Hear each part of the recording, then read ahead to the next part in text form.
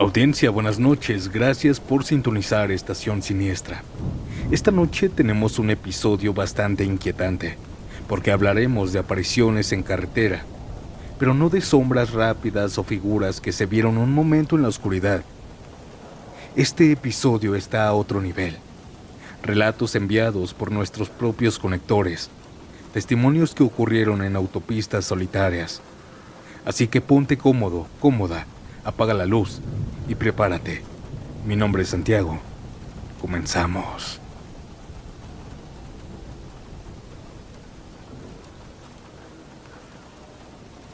Esto que voy a contarles nos pasó a mi esposo y a mí hace algunos años, cuando planeamos un fin de semana para ir a visitar a mi mamá que vivía en Xochitepec, Morelos. Nosotros somos de la Ciudad de México, así que cada que vamos tenemos que agarrar carretera. No es algo que hagamos seguido, pero esta vez queríamos sorprenderla. Salimos temprano, pero entre el tráfico y paradas para cargar gasolina o comer se nos hizo un poco más tarde de lo planeado.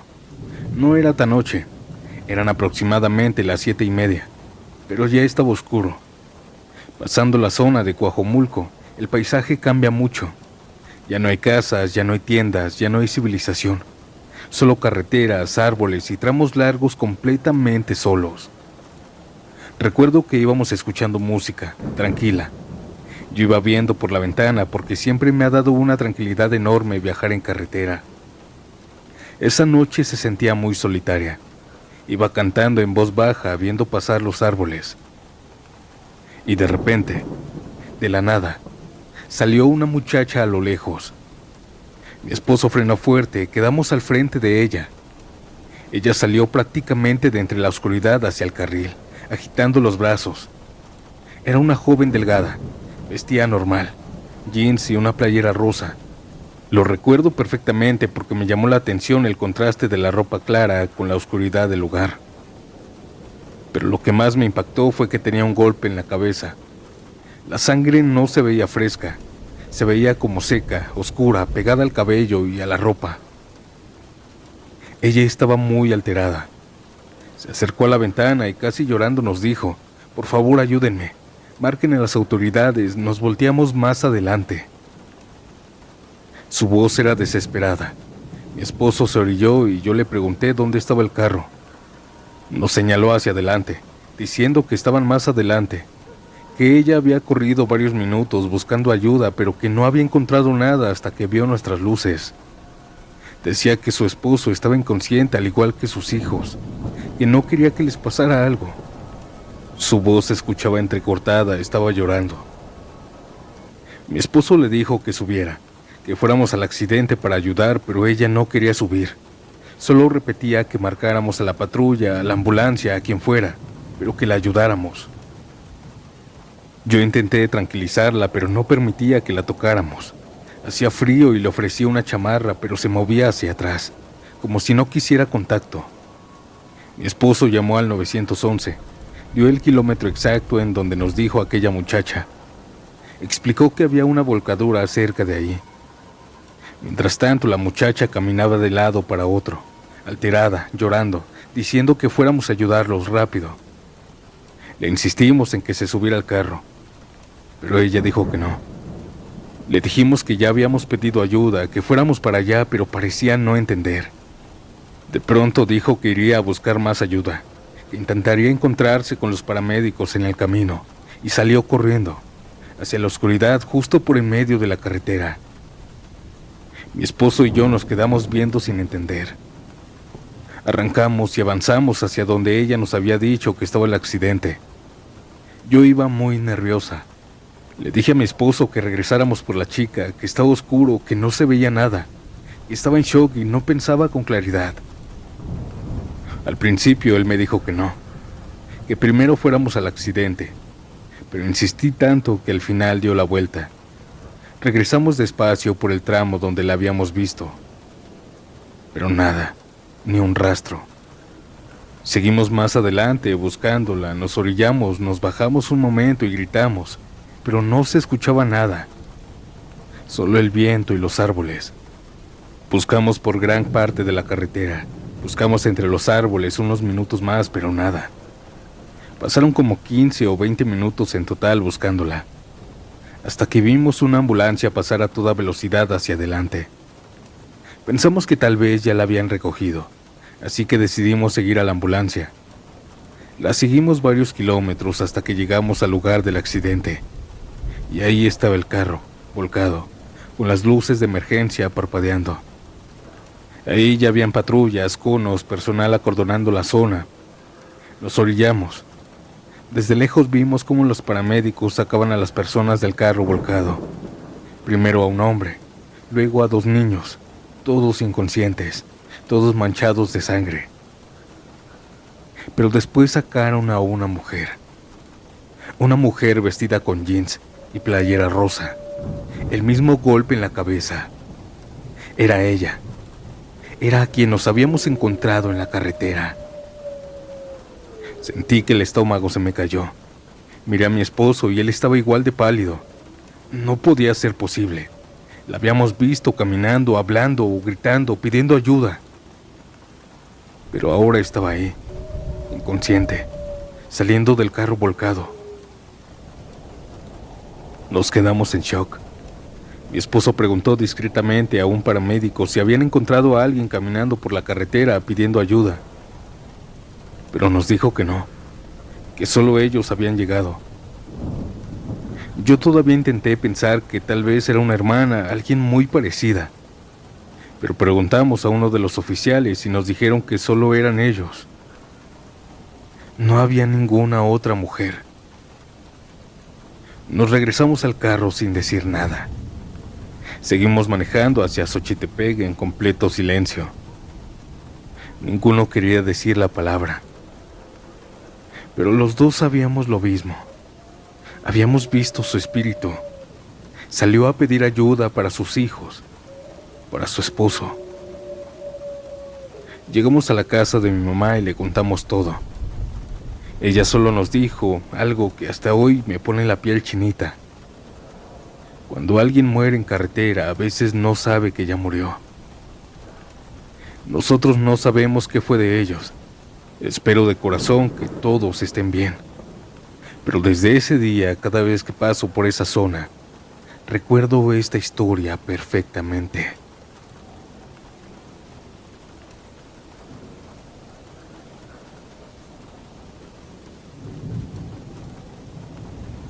¿Ustedes creen en el charro negro? Mi nombre es Homero y déjenme contarles un encuentro que tuve con este ente, con esta leyenda. En ese entonces tenía 38 años y trabajaba junto con mi compañero Julián, haciendo entregas industriales. Viajábamos mucho por carretera. A veces él manejaba y cuando se cansaba era mi turno. Llevaba 1 año con él como compañero y yo llevaba más de 10 años trabajando en la empresa.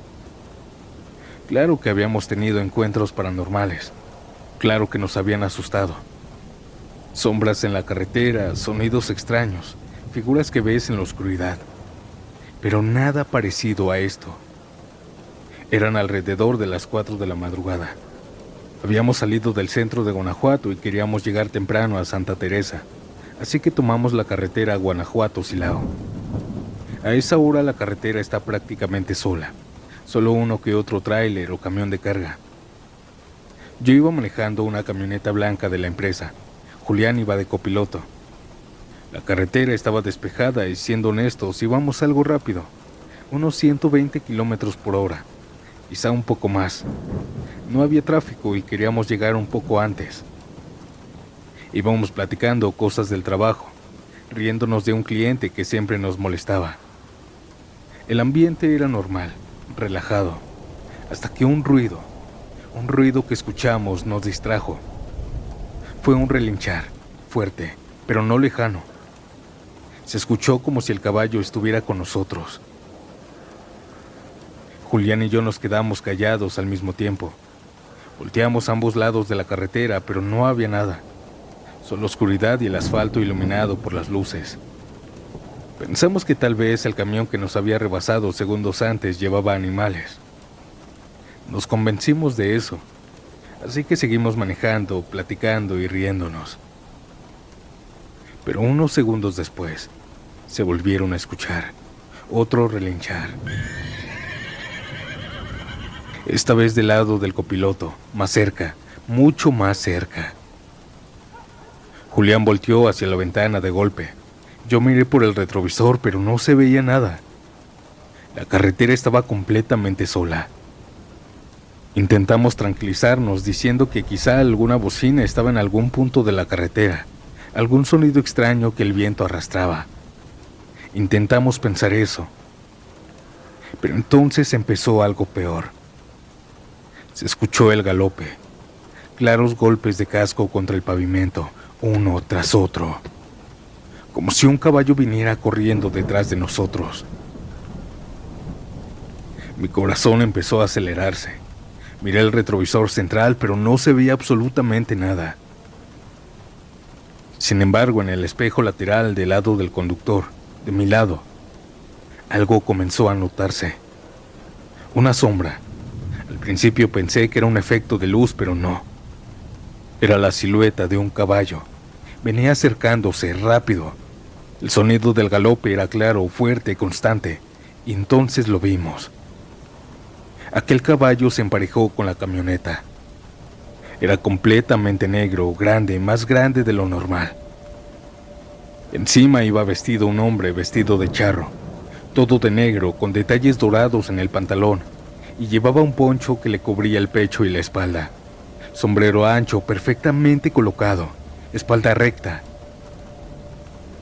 Era como si la velocidad y el aire que pegaba no significara nada. Al verlo yo me quedé petrificado. Lo miré de arriba abajo. Y lo más extraño, lo más aterrador, era que el caballo galopaba pero no tocaba el suelo. Sus patas se movían en el aire, como si corriera, pero no había impacto contra el pavimento. Sin embargo, también se escuchaba el galopar. Era algo muy raro que ni siquiera sé cómo explicarles. Julián empezó a decir groserías. Yo sentí un miedo enorme y gigantesco y mi única reacción fue apretar el acelerador. Subimos a 130, 140, 150 kilómetros por hora. La camioneta vibraba por la velocidad, pero el charro seguía ahí, corriendo junto a nosotros, a la misma velocidad. A veces giraba lentamente el rostro hacia la ventana, pero no se distinguía bien su cara, solo sombra bajo el sombrero. Julián empezó a gritarle, a insultarlo, como si fuera una persona normal. Yo también, nervioso, empecé a decirle de cosas, pero no se iba. Por más que acelerara o frenaba, no se iba. No se quedaba atrás, no se adelantaba, solo galopaba junto a nosotros. Mis manos, mis pies, todo mi cuerpo estaba sudando. Temblaba del miedo y la desesperación al ver aquel ente a mi lado era muy, muy fuerte. Julián empezó a rezar en vez de maldecir. No gritaba ya, solo rezaba, en voz baja. Yo ya no hablaba. Quería soltar el volante, pero no lo hice. Solo manejaba. Pasaron quizá 1 o 2 minutos, pero se sintieron eternos. Y de pronto, el charro inclinó ligeramente el cuerpo hacia adelante, como si le indicara al caballo que acelerara. Y en tan solo un segundo, nos rebasó. Pero no como algo normal. Parecía deslizarse sobre el aire. Se fue hacia el frente. Lo vimos alejarse por el camino y así como apareció, desapareció. El silencio regresó. Yo bajé la velocidad y mis piernas temblaban. Julián estaba pálido. Nos miramos, me orillé, apagué el motor y nos quedamos dentro de la camioneta respirando fuerte. Nos vimos las manos, estábamos temblando. No fue mi imaginación, ¿verdad?, Julián me dijo. Yo solo negué con la cabeza. Ambos estábamos blancos. Nunca en mi vida había sentido un miedo enorme, un miedo así. No era miedo normal, era un miedo profundo. Como si algo que no pertenece a este mundo hubiera decidido jugar con nosotros. Después de unos minutos arrancamos otra vez. En Guanajuato se habla mucho del charro negro. Yo siempre pensé que era una leyenda del folclore mexicano, un invento para asustar. Pero ahora entiendo que esas leyendas, todas, están por algo.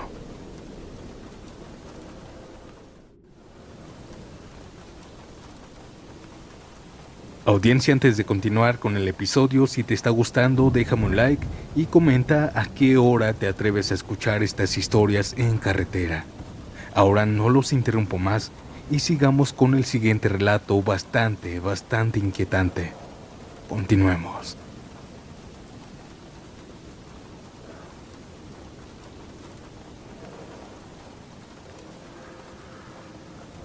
Tengo más de 20 años manejando trailers y he cruzado casi todas las carreteras del norte del país. Pero lo que me pasó hace unos años en La Rumorosa no lo he podido olvidar. Eran aproximadamente las 2 de la mañana. Yo iba bajando la zona de curvas rumbo a Tecate. A esa hora no hay casi nadie, solo el viento pegándole al tráiler y ese silbidito constante que se mete por la ventana de la cabina. Y déjenme decirles algo, si La Rumorosa de día es peligrosa, La Rumorosa de noche es otra cosa. Las luces del tráiler apenas alcanzan a iluminar unos metros más adelante, y todo lo demás es pura oscuridad, cerros, barrancos, no hay casas, no hay negocios, no hay nada. Yo iba concentrado, bajando con cuidado porque esa zona no perdona errores. Pero justo bajando por una curva a la orilla del acotamiento vi una silueta. Una mujer, sola, quizá unos 23 años, vestida con un vestido muy corto, con escote y zapatillas largas, sin suéter, sin chamarra, solo con una bolsa. Sin duda alguna era una servidora, ya saben de qué. Y hacía frío, un frío que calaba, pero ella parecía no tener. Estaba ahí, en la orilla, esperando a que la recogieran. Lo primero que pensé fue, ¿qué hace esa mujer aquí en plena madrugada? Esa no es zona de bares, no es zona donde trabajen mujeres, es pura carretera sin alumbrado. Yo seguí unos metros, pero algo me hizo frenar junto a ella. No sé si fue morbo, no sé si fue costumbre, pero me orillé. Desde adentro le abrí la puerta. Ella caminó despacio y se subió sin decir nada, ni buenas noches, ni gracias, nada. Solo se sentó y cerró la puerta. Yo arranqué. De reojo la observaba. Era delgada, blanca, pálida de verdad. Tenía ojeras como si no hubiera dormido en días. El maquillaje parecía mal puesto, corrido un poco de los ojos. Ella solo miraba al frente, fija, sin parpadear casi. Esperé que dijera algo, cuánto me iba a costar, a dónde iba, cosas de ese estilo. Pero nada. Solo se quedó en silencio. Encendí la radio para romper la tensión. Se prendió, pero solo se escuchaba estática. Moví la estación, pero nada. Intenté conectar mi música por Bluetooth. La pantalla se encendía, pero no reproducía nada. Pensé que era mala señal. Apagué la radio. Silencio otra vez. Un silencio pesado. Intenté hablarle. ¿De dónde viene, muchacha? Necesita ayuda. ¿Le pasa algo? Pero no respondió. ¿A dónde la llevo? Nada. No me dijo nada. Solo miraba al frente. Empecé a sentir un frío extraño dentro de la cabina. Miré el tablero, la calefacción estaba encendida, pero el aire que se sentía no era un frío normal. Era como si la temperatura hubiera bajado solo de su lado. Mis manos empezaron a sudar. Me estaba sugestionando, pero intenté relajarme. Quise orillarme para empezar el trabajo de ella, ya saben. Comencé a bajar la velocidad y entonces habló. Una sola palabra me dijo. Sigue. No volteó a verme, no cambió de tono, solo dijo eso. Sigue. Pensé que le había pasado algo, que algún camionero o algún trailero la había dejado botada hasta allá. Es por eso que ya no le insistí en nada y traté de ayudarla. Seguí manejando. La carretera parecía más larga de lo normal. Le invité café de mi termo, pero ella no respondía. Le conté algunas cosas para sacar plática, pero no parecía importarle. Las curvas parecían no terminar. Intenté otra vez poner música.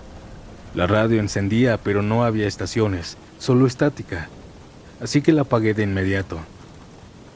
Mis latidos ya estaban acelerados.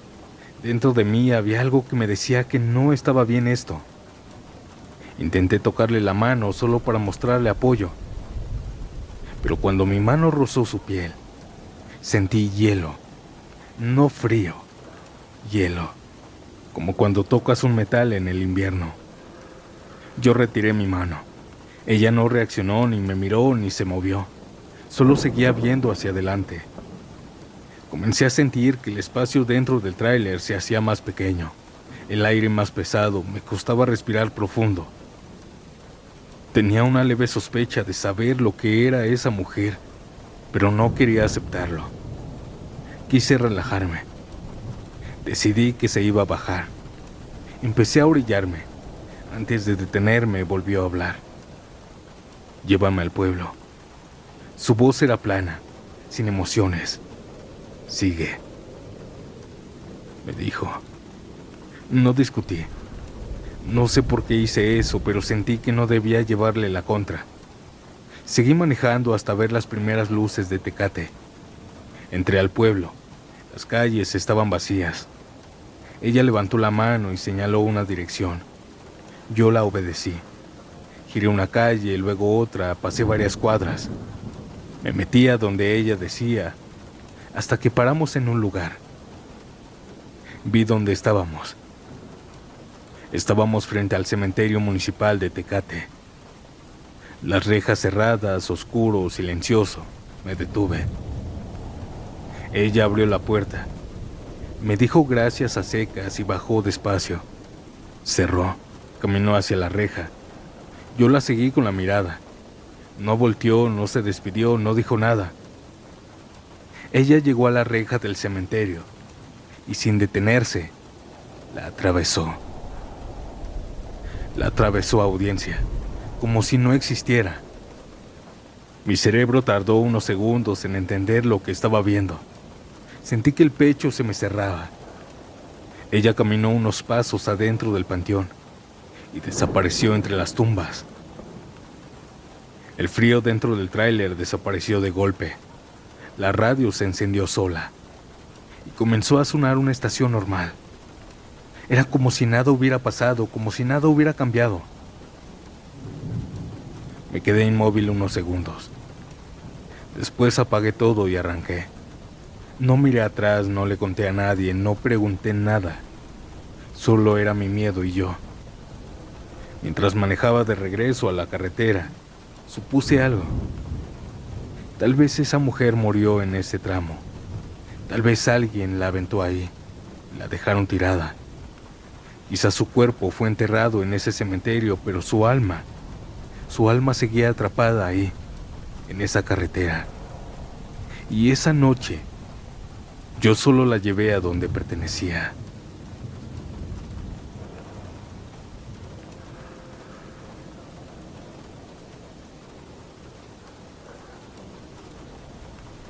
Por ahora quiero mantenerme anonimato, pero tengo 19 años. Esto que les voy a platicar no me pasó a mí. Le pasó a mi tío hace aproximadamente 20 años, en un rancho por la parte de Veracruz, donde vive parte de mi familia. Allá casi todo es sembradío de caña, caminos largos de terracería y pocas casas. De noche se pone completamente oscuro. Antes no habían postes, no había luz. Solo lo que alumbraban los faros del carro que él tenía. Mi tío en ese entonces trabajaba de noche. Salía alrededor de las 2:30 o 3 de la mañana. Siempre hacía el mismo recorrido. Se había comprado un Tsuru negro. Y hasta la fecha aún lo tiene. Ese carro lo conocemos todos en la familia. Esa noche parecía normal. Él ya estaba acostumbrado a manejar por ese camino. Incluso decía que ya se sabía cada bache que había en él. Pero al ir avanzando por un tramo donde a los lados solo habían cañas y nada más, vio algo cruzando el camino. Era un toro muy robusto. Decía que no era cualquier toro, era exageradamente ancho del cuello y del pecho. Pero lo que más le llamó la atención fueron los ojos. Tenía los ojos rojos encendidos, y lo estaba mirando directamente a él. Mi tío bajó la velocidad, no por miedo, porque él siempre ha sido muy incrédulo. Pensó que tal vez era algún reflejo o que el cansancio le estaba jugando una mala pasada. El toro terminó de cruzar el camino y en lugar de meterse a la caña, siguió caminando hacia adelante por el mismo camino, dándole la espalda al carro. Mi tío decidió orillarse, no por miedo, sino para observar mejor y convencerse de que era un animal normal. Así que se quedó viendo. Y ahí fue cuando pasó lo que hasta el día de hoy no puede explicar. Mientras el toro iba caminando, comenzó a verse diferente. Ya no se veía tan ancho. Su cuerpo comenzó a hacerse más delgado. Mi tío pensó que era la distancia, pero no. Dice que literalmente vio cómo ese animal iba caminando, cambiando de forma. Las patas se veían más largas. El lomo ya no estaba encorvado como de toro. En cuestión de segundos, lo que iba caminando ya no era un toro. Era un hombre. Un hombre vestido completamente de negro. Caminaba por el camino de los sembradíos, exactamente por donde segundos antes iba el animal. Mi tío se quedó helado. Dice que el hombre nunca volteó. Solo siguió caminando hacia la oscuridad con tranquilidad, hasta que lo perdió de vista. Mi tío arrancó el carro y se fue sin mirar atrás. Cuando llegó a la casa no dijo nada, pero días después le contó todo a mis abuelos. Mis abuelos solo le respondieron algo que en el rancho todos sabían. Ese no era un toro, ese era el diablo. Yo sé que muchos no van a creer esto, pero en el rancho dicen que el diablo se aparece así, en forma de animal grande, sobre todo en toro o caballo.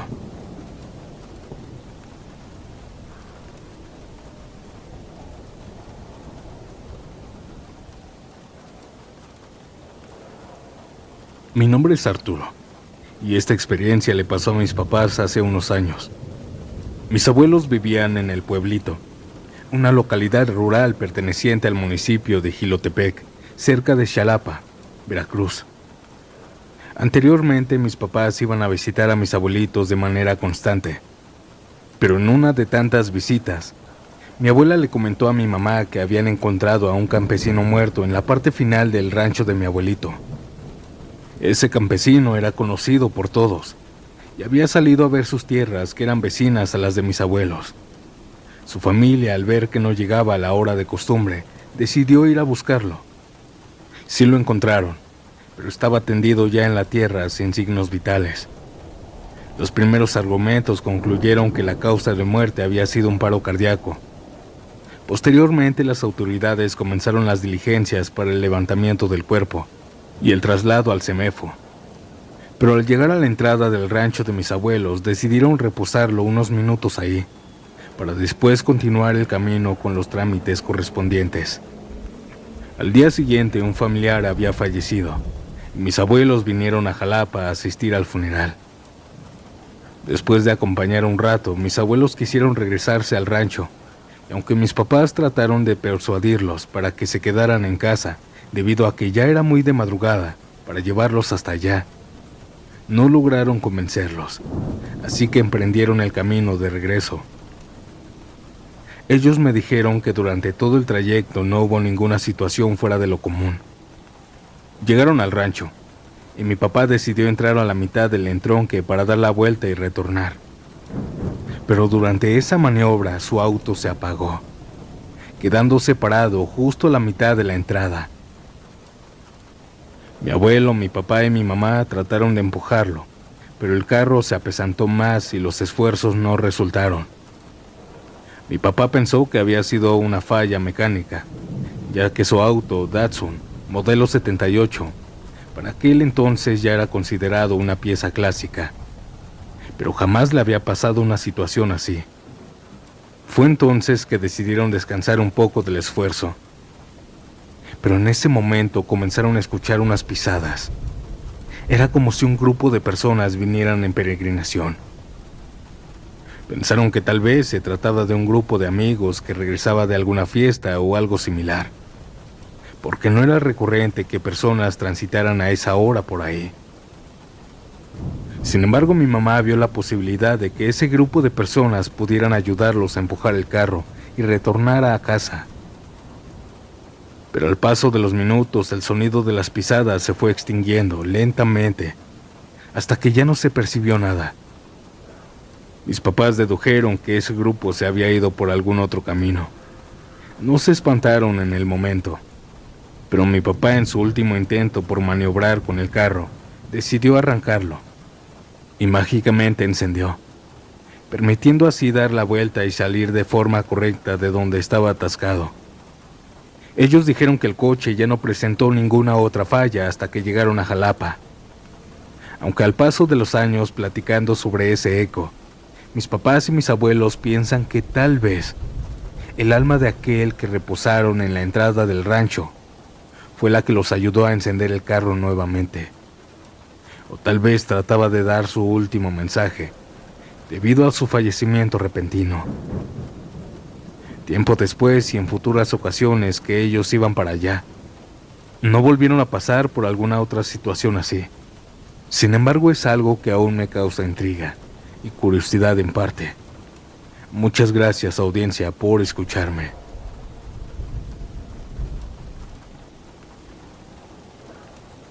Audiencia, antes de pasar al último relato del episodio, gracias por estar aquí. De verdad valoro que me acompañes hasta el final de cada video. Y si eres nuevo, te invito a suscribirte y a pasarte por el canal, ya que hay muchas historias que te van a sorprender. Y bueno, yo los dejo con esta última historia, y nos vemos pronto en un nuevo episodio. Chao.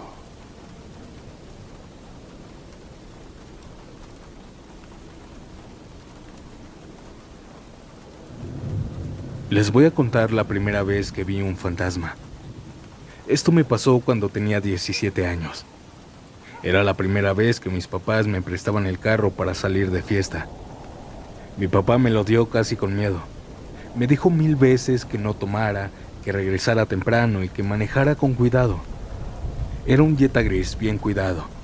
Yo me sentía grande esa noche.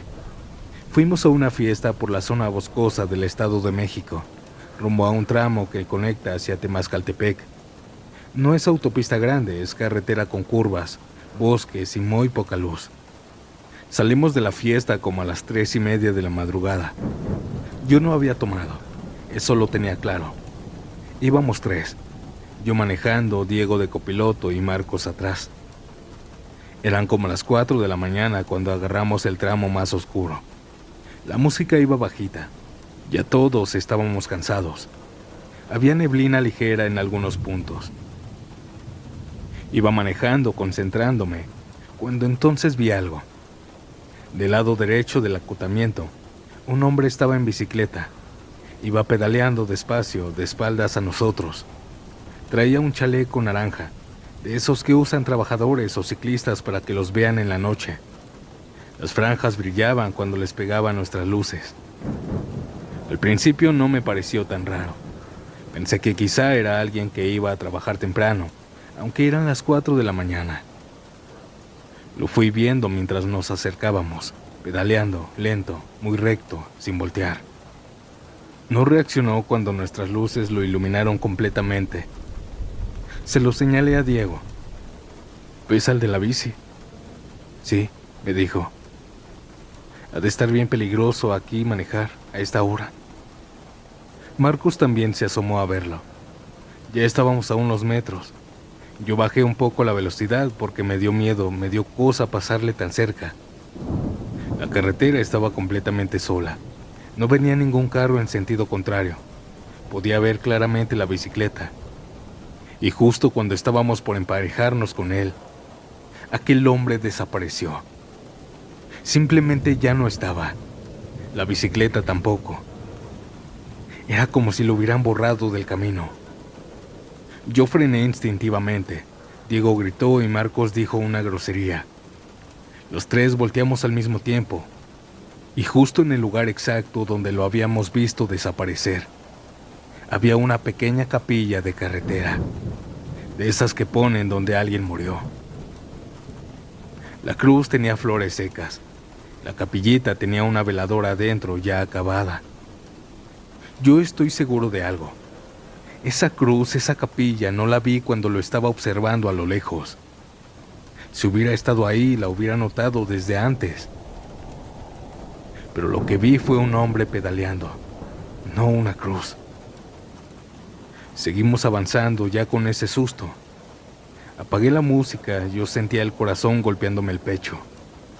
Miré varias veces por el retrovisor porque yo estaba asustado hasta ese punto. Diego intentó hacer algunos chistes con eso, pero no funcionaron. La audiencia lo vimos desaparecer, literalmente.